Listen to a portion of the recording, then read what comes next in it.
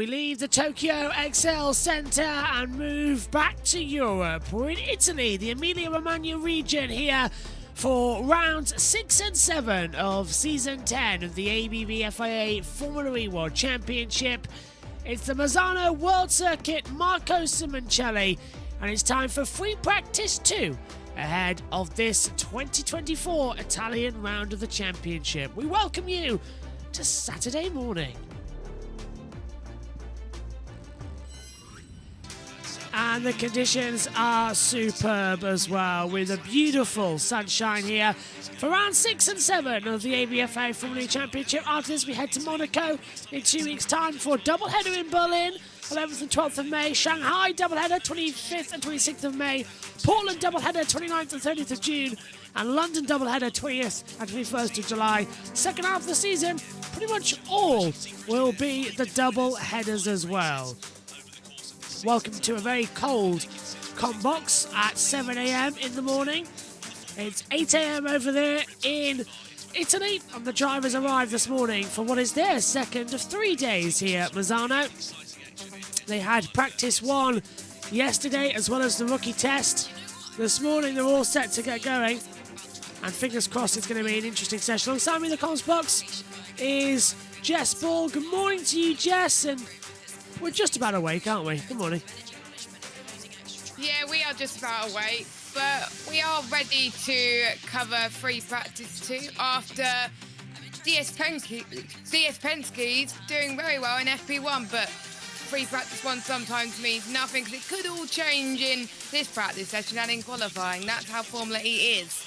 Pascal Wehrlein tops the championship by just 2 points after the Japanese Grand Prix round. It's Nick Cassidy in second on 61, Roland and Dennis 54 to 53, Gunther 48, and it's Evans and Verne on 39 apiece, Birds on 37, Frines 21. It's quite close in the championship. Still no points for Mortara, De Grassi, De Vries, Druvler or Tictum as well, as we'll get through that later on in the weekend. But it is really close, Jess, in the standings after the opening 5 rounds, and that's good coming here to a double header where anything can happen. You could have one driver that performs really well in one round and rubbish in another, and then you could have one driver that is consistent throughout and gains a massive advantage in the championship. It's 2 points between Wehrlein and Cassidy.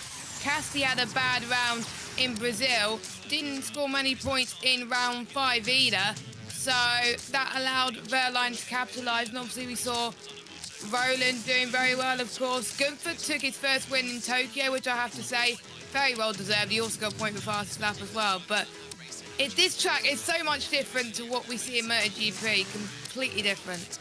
Indeed it is, and down in the pit lane for us is Josh T, who hasn't had any sleep compared to me and Jess, who, well, I've had about 5 hours. How much did you get in the end, Jess? I had about 5.5 hours. Yeah, so about the same. Lucky you. Yeah, Josh T had no sleep. Couldn't sleep either. But hello, JT, how are you? Tired. Hello. Hello.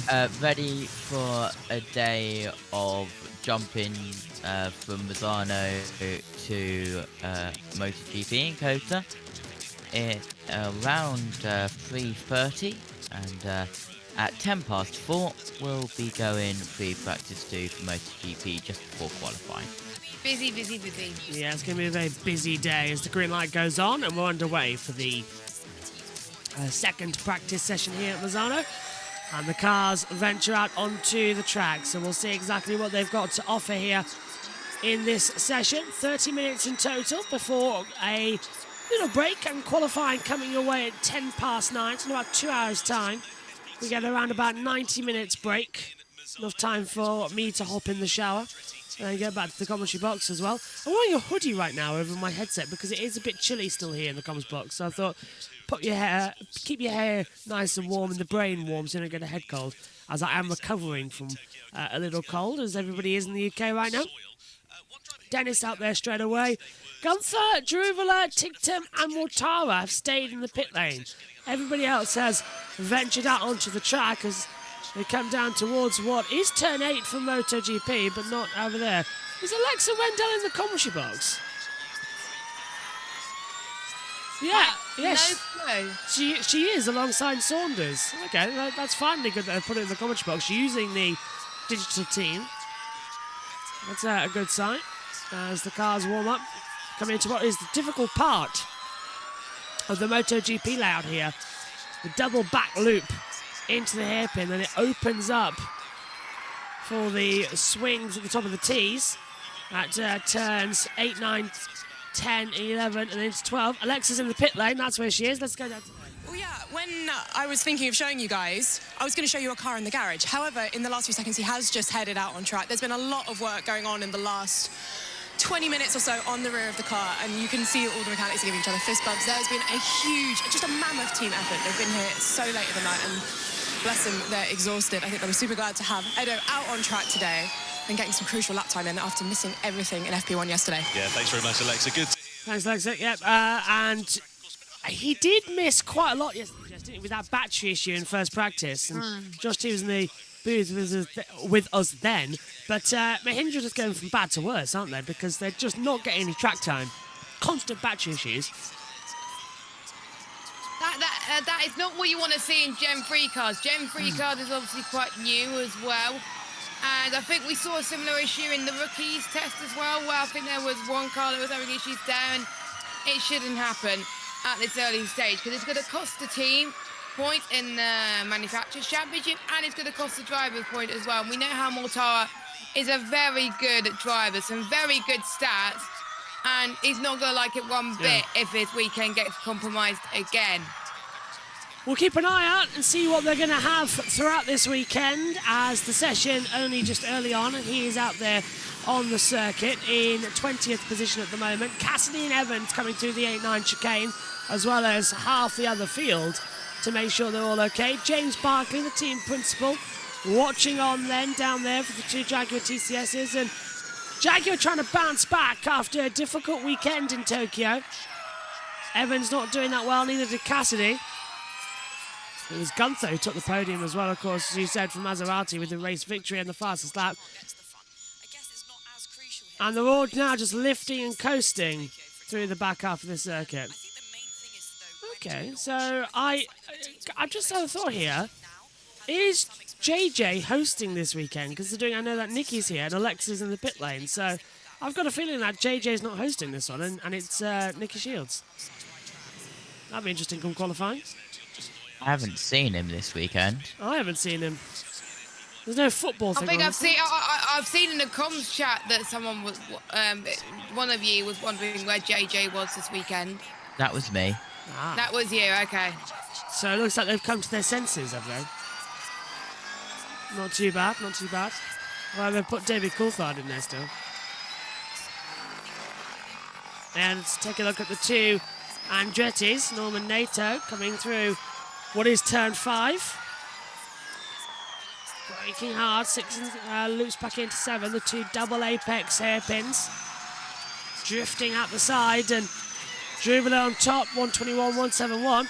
The sun's still rising though, Jess, and there's a dew out there on the circuit as well. You can see it in the air with air temperature at only 16 degrees, track temperature 15, and nearly into the wall there went Norman Nato.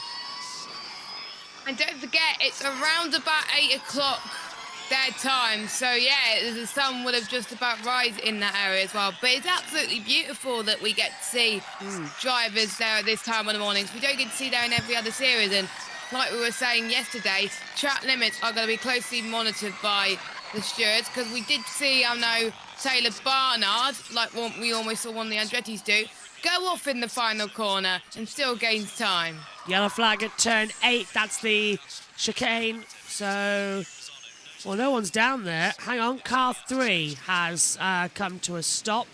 And that, is Sergio Seti Kamara, and the green light has now gone on, but he's stopped on my driver tracker as we take a look at Jake Dennis. And he has done exactly as you said, Jess. Oh, that was nearly him in the wall with Nato, yeah, so he's done the same as Nato. Yellow flag's out, turn 9 now. Sergio Seti Kamara has stopped on the circuit. Race control. Yesterday, as we hear Scott Elkin just talking to the drivers. Turn 10.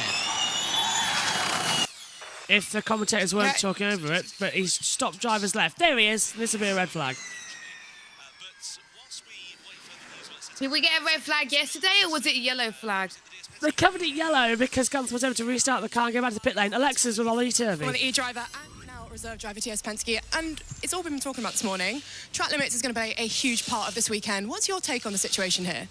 Yeah, no, obviously a new track here in Misano. I think, to be honest, Formula E have done a great job and the FIA have done a great job with making the track layout. You know, they put some deterrents for the drivers, but obviously there is still a few areas where you need to be careful. And certainly in qualifying, it's going to be hard for all the drivers to stay on the track. But, you know, they're all, you know, professional drivers, and hopefully everyone can stay within the track limits. Well, I know there was a driver's briefing last night. Were there any changes made as a result of the drivers' opinions from that? No, it's all pretty much stayed as yesterday. So, yeah, I think most of the drivers were pretty happy with the way it was in practice. So, yeah, it seems fair, and as long as it's fair for everyone, then I think the drivers are happy. And Stoffel and Jev topping FP1. Car's looking pretty quick around here. Yeah, no, yesterday was a great start for the team. You know, the team have been working really hard, preparing for a new track, and yeah, both Jev and Stoff did work really great laps in FP1. So P1 and P2, perfect way to start the weekend, and hopefully we can continue that today. Thank you so much, Oliver. Back to you, Tom. Goes down to the red flag at the moment, but this is getting a little bit too much out there. Yellow flags are out, and he's still stopped at the exit. They should, realistically, throw the red flag, considering that the car's slightly in a dangerous position. What do you think there, Jess? Because I think they're going to have to decide something quite quickly. Yeah, it's at the hairpin, isn't it? I'm seeing on the track map on our live timings, it's in danger of everybody, and there's people trying to dodge it currently.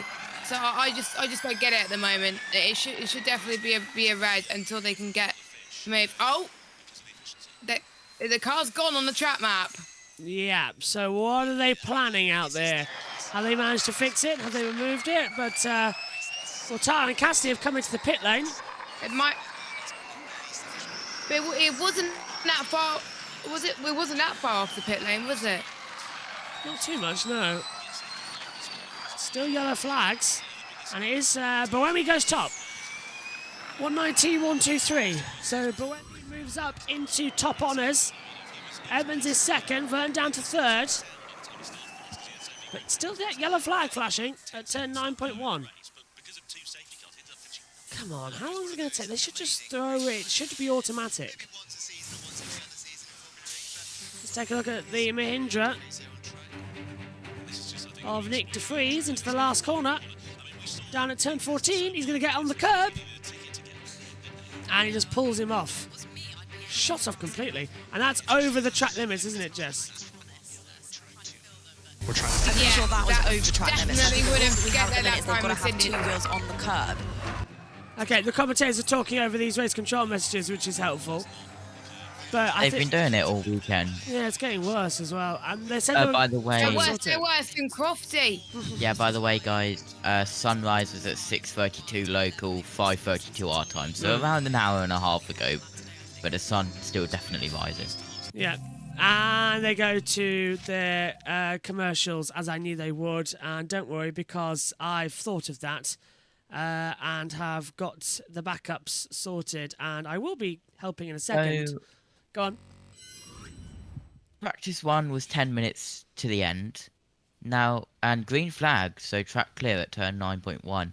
He's still And standing there, though. practice 2, it's 10 minutes Race control. from the yeah. start. So they can't move him. They can't move him. That's the situation out there at the moment as well. So they're just letting him go, basically. They can't do anything about it on the circuit, so just let him go. They let him cook. Here it is. Speaking of working together, we've got the two Maseratis here, Gunther and Daruva, Oh, hang on, we've lost it. who are Here we go. sort of doing a bit of top and tailing at the moment. What do you think they're going to be learning from? It seems to not want to work. How are you one another on track again? Here we go. seeing it without I think they adverts? could be trying to get Enlighten some data me. being in the slipstream as well. I know it's only one car in front, but I guess, you know, as I said earlier, every bit of data that these guys can get on a new TNT, track really I think counts. it's incredible Dan Tickler in the pit, there's the other ERT. And to I put thought for a second he adverts could stop on as well. a That'd be a session bad which start is there, live but streamed he on made it a bit YouTube easy. for free with no adverts, Jess. I know. Oh, Oh, things. that's we got a red flag. right. now, Yeah, I actually. forgot haven't seen that a lot of time that between free Red practice flag! is on you. Red JD. flag! Red flag! two They've red flagged sections it. for the time being. What will happen is the timer will count Red flag's down, out. and if Yeah, it's red. over an extended period of time whilst they get that ERT card So they recovered, can't move it. That's then what Tom's essentially saying on the monitor. they'll may Let's add hear some from extra him. minutes on at the end of the session. But yeah, obviously deeming that they can't get that car out of harm's way. Elsewhere besides T1. It's a disaster. Just block of T5, lose the rear on entry into 6, and then for a blocking at the apex of 7. Oh dear. So that's Jake Dennis just talking to his engineer, just saying he was having a few problems there at T1. And we saw him going off the track on a couple of occasions. But where is Dennis at the moment in terms of the standings? So, yeah, he needs. He's down in 19th, isn't Was he, he at the ripped moment? up? So just behind teammate Nato. I think they were really struggling with turn 1 and the brakes, and yeah, so it'll be interesting to see what they can do because they need to be doing well. So they're going to tow it out the way. Session suspended. Yeah, just waiting for Seta Canberra's car here to be recovered. So you can see there, they're just going to stick a tow rope on it. Okay, and, everybody, as we kind of discussed I in the think- team managers meeting and in the briefing yesterday, once you're past the incident, once you're past turn 10, you can expedite your transmission to the pit entry, so you are permitted to go faster. Yeah, Josh. Once you've passed turn 10. No, you're doing it, JT. Go on. I want Scott Elkins to read me a bedtime story. He's got such a soothing voice, doesn't he? You know, all Yeah. the chaos that we have in Formula E. Just the voice of calm and It's reason. the voice you want, isn't it? You Oh. don't want an aggressive voice telling you bad news, do you? Exactly. I think, yeah, send a child off to sleep with that sort of voice, couldn't you, really? Is I've got a discussion Is topic I want to this- throw out there for debate. the In my opinion, first I think time Maserati, that let's they've just say Max Gunter that the now, rescue and car has Nissan actually race on the road. rescued a car with a tow I think this is rope? such a pivotal race into what sort of season From they what can I can remember, yeah. That If they've can shown it. replicate, Yeah. In Max's case, off the back of a race win in Tokyo. In Oliver's case, Yeah, off the from what I can remember, yes. And the reason I've done that is because TNT are coming back. But we're going to hand over still to the world feed while we're under this red flag as they are now towing that car back to the pit lane. Here's the radio. By Scott I thought Elkins. Scott was going to chip in. Give his 2 cents on the situation.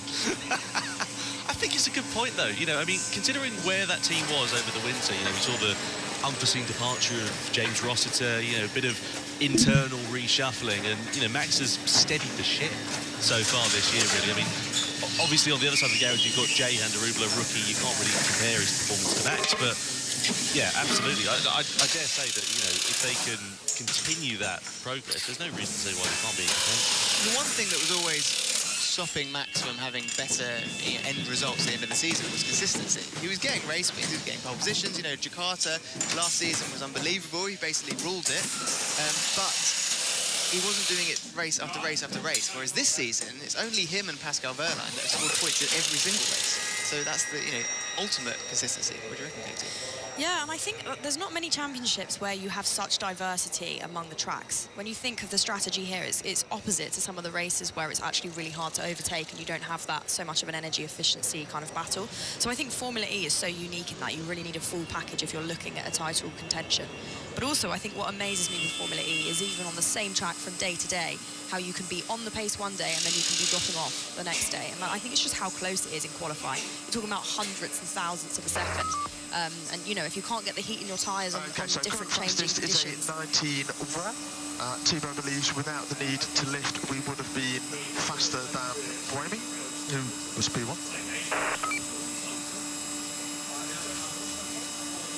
Yeah, as I was saying, I just think between the races, I don't think, you know, if you're fast on one day, it's not a guarantee that you're going to be there the next day. So you've really got to keep on top of it, and all the teams will be catching up overnight as well in double-header weekends. It's a very good point. Sorry, you got interrupted there by Alan Cox, race engineer and part-time stand-up comedian. No, is that true? Oh, no, did you not hear his jokes in Tokyo? Oh, I thought he was actually doing stand-up. I mean, he could do with some of those jokes, to be fair. I mean, I think he got them from a Christmas cracker, but they were belting. Same place you get yours, isn't it? Yeah, pretty much, to be honest. I mean, I've just been recycling ones for the last 5 or 10 years, really. I need to come up with some new material at some point. Here's Eden Mortara inside the Mahindra garage. Good to see him out as well. He's got the couple of different helmet designs, and he's got the brighter, more prominent sort of fluo liver. I mean, you're not going to miss that, are you? That thing looks like it would glow in the dark. Every time I've spoken to him this weekend, bear in mind this is before the issue yesterday, he's been in such a sort of relaxed mood. So much so that some of the YouTube comments after interviews with him have said, like, oh, wow, he seems so chilled. So he's really enjoying his time in his, let's say, his home race. So hopefully that hasn't messed with his psyche too much with the issue of the battery. He can go out there and enjoy a home race. Well, every time you see Mortara, I mean, if he was any more laid back, he'd be horizontal, wouldn't he, to be honest with you? Like, it's just, he never seems to let anything fluster him. I mean, it's funny, though, because you look at him outside of the car and he's calm and he's relaxed and he's chilled and he's chatty. You get him inside the car and he's as tenacious a competitor as anybody else. Yeah, for sure. I mean, he's actually had a double podium here in the past, in Misano, in DTM. And, of course, you know, the street circuits is really where a lot of his prowess is, being a 10-time Macau winner. But it doesn't mean he's any less good at circuits like this. But, you know, yeah, the package is there for quali, but we get to see whether it can really perform in the race. Absolutely, and you know, we're talking about efficiency over the course of this one as well, and as I said, Mahindra not exactly expecting a particularly brilliant weekend here, but you never know what might happen. This is Formula E, and you know, 5 different winners in 5 races just goes to show how unpredictable things can be. Just looking at Sebastian Buemi now, fastest in the session, teammate Robin Fry's 10th quickest. As a team, though, reigning, you know, title retention, let's say, right? They're trying to come off the back of winning the team's championship, and they're currently sitting, I think, P8 in the team standings. The drivers P10th and the P11th. It's always harder to defend the championship than it is to try and go and attack for one. But I think if you're the likes of Silva and Filippi, you want to be in a better position, especially considering you're not going to have these 2 drivers for a double-header in Berlin in a few months' time. Well, that's a really good point, actually, isn't it? Because, you know, I spoke to Silvan in Sao Paulo, and it was, you know, baking hot. They said we just couldn't get the tyres working. They were overheating, and, you know, it's a very narrow window of operation for these Hankooks. And then, you know, again, in Tokyo, different set of circumstances just didn't work for them. Sebastian's lap got cancelled, and qualifying because he hit the wall and so on. You know, and then, obviously, you throw in, like you say, different driver lineup in Berlin. Okay, everybody, just a heads up. We're going to go a bit of a task ahead of them. 19. So 8:19, so that's in just under 30 seconds time. We'll get the session back underway now that Sete Camara's car has been cleared. So that's good news, and there it is. We will back into pit lane. So, I mean, what have we lost there? We've lost, what, 5 or 10 minutes of this session, but also for Sete Camara, he's lost a lot of meaningful running and valuable setup time here, Katie.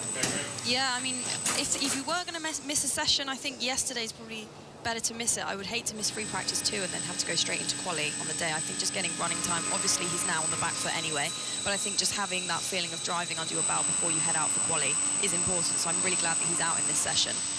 But as you say, you get so little running time and then straight into having to be on the mark in quali that every lap counts. As you can see, they're all trying to get out.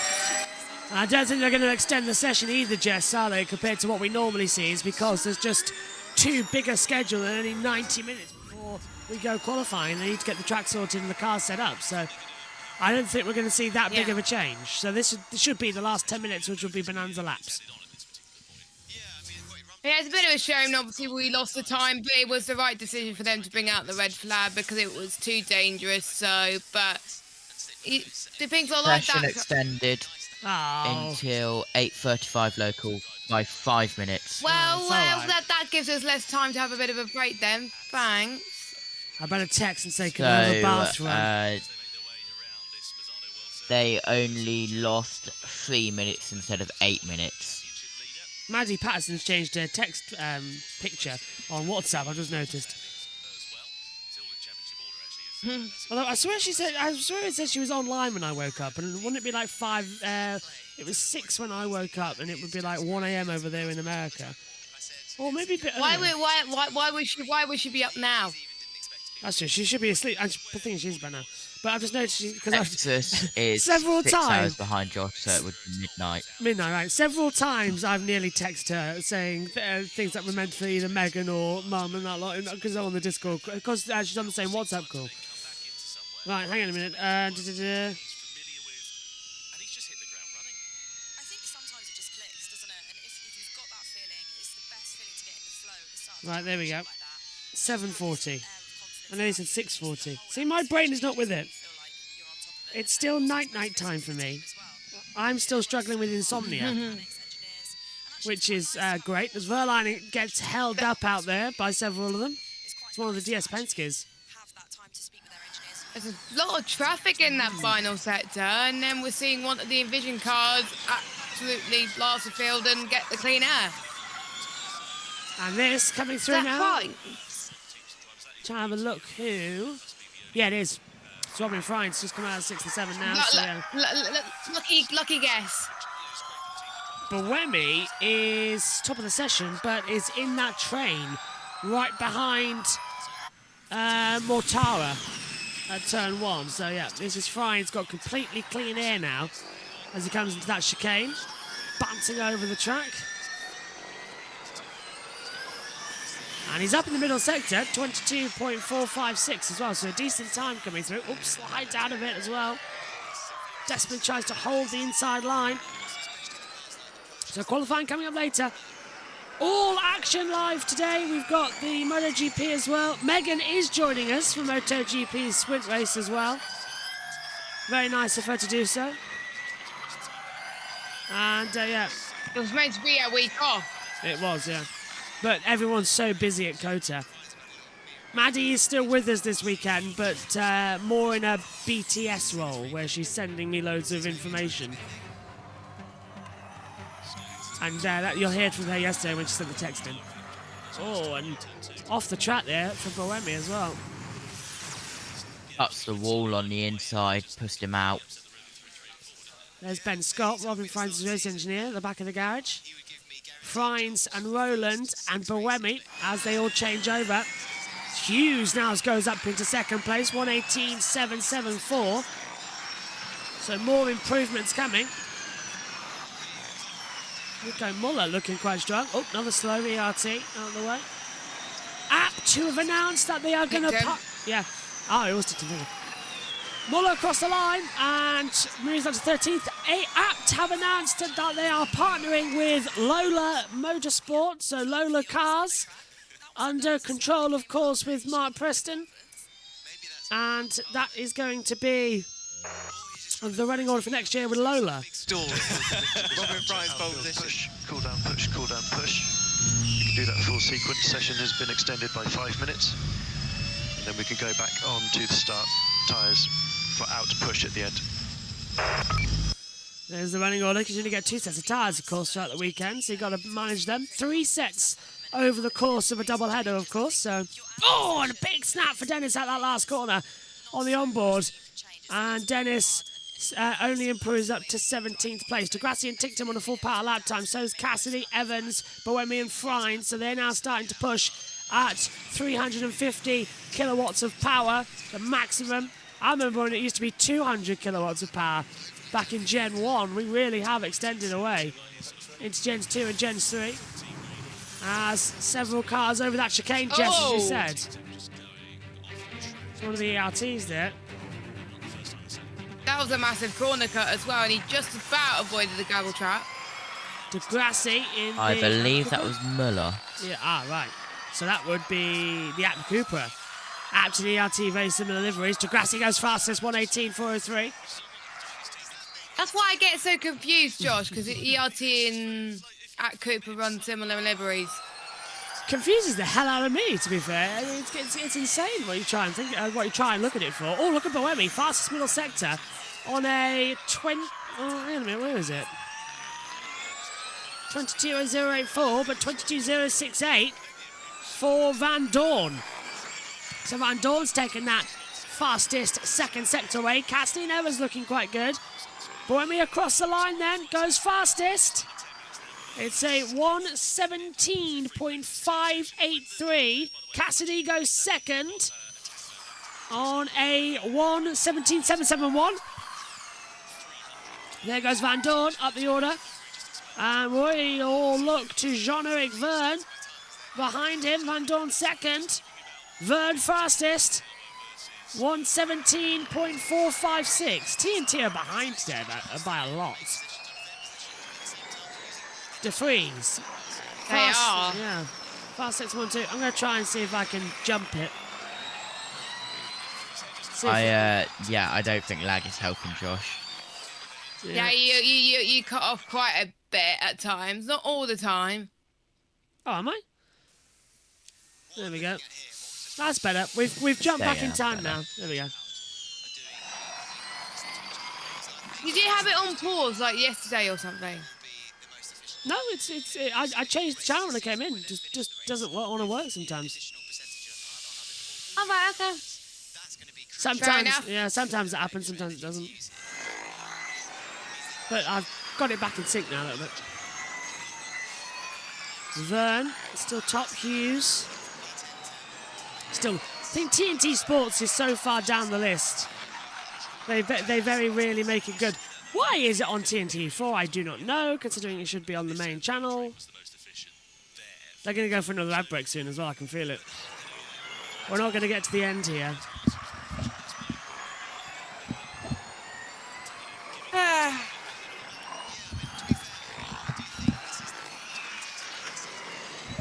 I was trying to hold my stretch there, but it was like, ugh. Had to take my hoodie down now. It's getting too warm in the comms box. I can back to normal headset wearing. Druvela 15th still, 1.226 down on the overall board. Here's Degrassi in the apt. Sectors 1 and 2 have gone green, so he's faster out there. Poor Sergio said to come out and not going to get any times. And there's the ad break, as I thought. Always the case. And you called Mr. Josh Berry. And now you notice that it starts lagging because I need to start sharing my screen. So I'm now going to turn that off and go to YouTube and hopefully get that back open. And then we'll hand over to the world feed for a few moments, because what else have we got to do out there as we wait for all of the action to start up again in this bizarre weekend. Not as bizarre as future weekends in April and May. Oh my God, it's going to get insane, isn't it? Yeah, so it's one of the it's bizarre, but one of the less bizarre weekends. So I think there's only one clash. Yeah, not too bad. Throughout it, did that just stop thingying? Can you still see what I see? Oh, Alexa's got an interview, but we can't hear it. That's great with Sylvain Felipe. Hopefully we can cherry pick in a second when it catches up to live. 6:50. I don't actually know. 6:20, 14. Yeah, here we go. Now. Come on, where are they? There they are. It's not been the easiest couple of rounds for the team in the opening part of the season. What is Operation Bounce Back heading into this weekend? Well, I mean, for us, it's being strong mentally, right? We started really well. We had some podiums straight off the bat. We know we're quick. We know we have all the ingredients and the package. We've had a mix of bad luck, which we don't like to blame, but, you know, Robin in Tokyo was really fast. He just had cars, you know, upside down in front of him. So we know we had the pace. We just didn't quite execute qualifying and a bit of bad luck. And the last few races were really difficult if you start at the back. So we need to qualify better near the front. And then all these races coming up will be very different anyway. They will be all about energy and temperature. So let's see. Thank you, Sylvain. Back to you, Tom. Yeah, thanks, Alexa. Thanks to Sylvain as well. A good point, actually, there as well about Robin Freins, because, as he said, Sylvain there, did a bit of bad luck for him in Tokyo, just sort of got swallowed in the pack and unfortunately wasn't able to make the progress that he was expecting. That's a cool angle. It's a phenomenal camera shot, isn't it? Kind of feels like a game, though, doesn't it? Doesn't it look real? It does. It feels like I'm doing it. Oh, I wouldn't take that line. No chance. Let's have a look at Dennis here, just coming into... This is, where are we going through? Turns 1, turn 2, turn 3. And running pretty close to the grass here on the outside of 4. Just to get away with it, though, but it looks like he's not particularly happy with the balance there. Katie, I think you're going to have to do a bit of investigative work for us here. Yeah, do you know what? It was funny, when we were speaking earlier, I saw Nato have exactly the same as what we saw, just that snap on the exit of the last corner. So, yeah, I guess it's something that maybe is running across both cars, but no doubt they'll be able to come up with some changes and nail the difference that they need to make. And I think Andretti, you know, they're really strong at that. They always bounce back, and they've got two really experienced drivers there who know exactly what they want. From a setup point of view as well, if you've got a car that's oversteering too much, what sort of basic principles, things that you could change on the car? Oh, it depends on the car. I don't actually know the Formula E car so much. We can look at splitting in Extreme E, for example. We can look at splitting the torque between the motors, with front-wheel drive instead of rear-wheel drive. Or you can look at the brake balance. I mean, in off-road, I guess it's very different. On the track, I mean, we don't mind a bit of oversteer. I guess for these guys, it's not the most efficient way to drive. Oh, but it's good fun for us, though. It is. It makes it exciting to watch, for sure. It does, yeah. We saw a bit of Tokyo drifting, well, in Tokyo, actually, funnily enough, as well, for that matter. But here in Misano, I've got to find some kind of alliteration for going sideways. You'll get there. I will get there, yeah. Hold the line, caller. We've got 3 minutes until the end of the session. I'll see if I can find something. Just one thing we haven't talked about yet is tyres. It's not really a conversation we ever really have to have because of how durable these Hankook electric EV tyres are. But Phil Charles was suggesting that this might be the first case we've actually seen of a bit of deg, because of not necessarily because of the heat or anything like that, just because that how they're going to be running on this sort of circuit, it might be their hardest challenge yet. So we could see that maybe coming into it towards the end of the race as well. Yeah, it's a very good point, actually, that, because tyre deg is not something that's traditionally, as you say, spoken about in Formula E. Normally it's all about the energy and the efficiency and what the teams are going to be able to do in terms of the strategy and how they're going to use the drivers to work together and that sort of thing. But yeah, we don't generally talk about tyre deg that much. It's just No, what's Jaruvula done coming out of the pit lane and side by side? And that's not really allowed, actually. So that DS Penske is in a little bit of trouble, and that is of, I believe, Stoffel Van Dorn coming through. Yeah, it was in the 2. Not exactly great there, Jess, was it? Just cut through the inside. No, and I mean, yeah, if that was qualifying, that would have probably put them out the duels if they were in the duels, and that would have probably even been quite disheartening for the team, of course. But we do not have long to go until the end of the session, and there's a replay, Josh Muller for Roland. We'll see, this is into the back half of the track, losing the rear, completely sideways coming out of turn 7, and just got it together nicely in the last 2. Did he have clip with it? Yeah, so similar slides. Van Dorn improving. Vern on a 1:17.482. Fastest second sector of anyone out there on the circuit. Poor Sir Jessica Kamara is now back in the pit lane, by the way. So that's an unfortunate end for him. This is Mitch Evans. Really fighting that drift as well. Where's this coming down into? I think this is down at what is turn 5.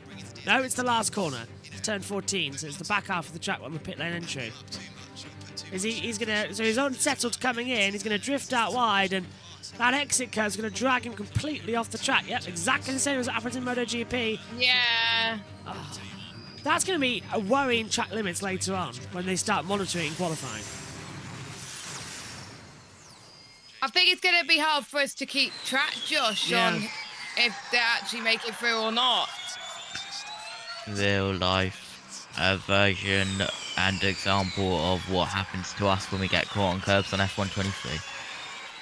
We're playing In that. Jeddah. Yeah, we're playing that tonight, guys. I've yet to race, Jess. Depends what time, because I'm busy until about 9, half 9-ish. Yellow, 37. Oh no! And that's going to be Nick Cassidy. Not again. Where is it on the circuit, JT? Just before the 8 and 9. Just before the 8 and 9 chicane. So that was the same corners we saw someone else go off, right? Yeah. There it was in the gravel. It's completely What? different. How's that happened? Nick Cassidy's in the gravel trap. Oh God. And that's got it, and he's hit the barrier. That's quite bad. That's a brake failure. That has to be a brake failure. He's gone in so deep. Brake by wire, yeah. It's turn 14, so the map's put him back, but it's actually at the last corner. He's gone straight on at the last corner. Wow. Now it's double yellow. That has got. Well done, driver tracker, for putting Cassidy at turns 8 and 9 when it's actually at turn 14. Let's have a look at the replay. Oh, he couldn't stop. Look at that. He's gone straight onto the grass, and that is he's hit the wall sideways and gone straight into the tyre barrier. So there's people. He's on a push lap. Stop. Yeah, so he's on a lap time here. Let's watch him. Let's That listen. is one of the Jaguars as well. So he's gone full throttle. There's car slow on the racing line. He can't stop and hits the barrier. Oh, tyre.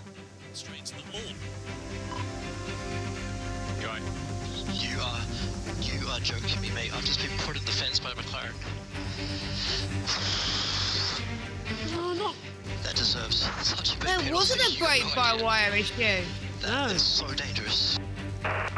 Well, I thought it was when we looked at it, because I thought, how on earth has he ended up there? But he's gone across the grass because he got punted by one of the McLarens. Not an actual touch, but the McLaren was sort of forced him completely off the track. They were on the racing line. You're not allowed to be on the racing line. Phil Ingram, Nick Cassidy's race engineer, watching, can't believe it. He's just seen it all. Yeah, go on, GT. One simple way that could have been avoided. A, the cars get off the racing line like they Yeah. should. Or B, just a simple radio message to the drivers saying that there's heavy traffic out in front of you into turn 13 and 14. Yeah, it's ridiculous. And also, look here, the Andretti's jumping the queue. That's not good for the Andretti. They jump in the queue. Wants to start in P2. Doing obviously. practice starts now. Yeah. So the two Andretti's want to get similar data. I think they'll go together. No. Okay. One Andretti than the other. Oh yeah, Vern's, as Tom's just said, Vern's done both sessions. Top in practice 1, top in practice 2. There's the lights out. 20,000, by the way, No, Josh. not by much though, yeah, because Jake Q's in second. You can see the damage to what Cassidy did at the wall behind. They'll repair that because that's the barrier, that's the sponsor banners, and that's on the camera for the lights out, so they'll repair that. Hughes puts lights out and away. Go then, Jake. 5, pause, go. There we go. Go on that first one. New lights this year, of course, for Formula E. Come the FIA standard 5-light system.